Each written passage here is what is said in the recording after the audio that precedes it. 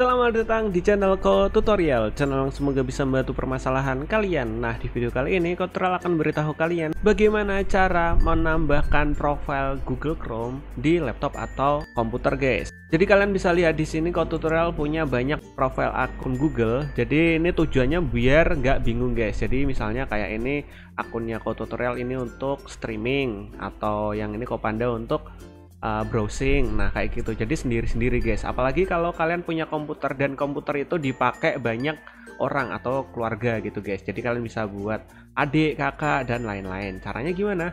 Kalian klik di bagian sini, di bagian pojok kanan atas ini, di bagian lingkaran sini kalian klik.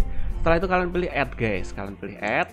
Dan jika sudah, kalian bisa sign in atau login di akun profilnya ini, guys. Nah di sini Ko Tutorial saranin untuk login ya, atau sign in ya.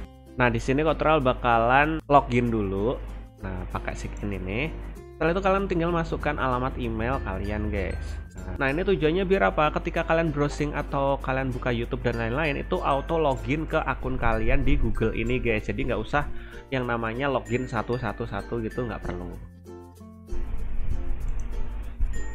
Nah jika sudah kalian masukkan email dan kata sandinya, kalian pilih berikutnya, guys. Nah nanti bakal muncul seperti ini, P kayak gini. Ini turn on SYNC, ini kalian nggak usah, kalian pilih no thanks.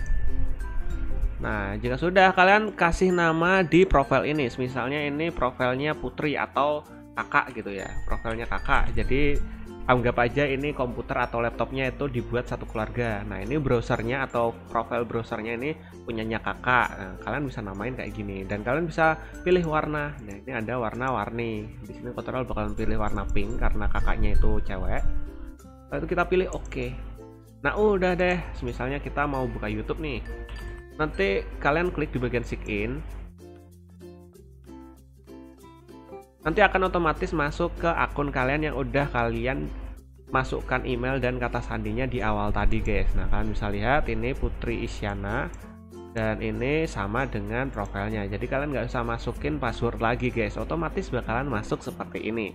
Dan mungkin sampai segini aja videonya Ko Tutorial. Jika kalian ada pertanyaan atau mungkin ingin request tentang video tutorial lainnya, kalian bisa komentar di bagian bawah video ini. See you di next video. Bye bye.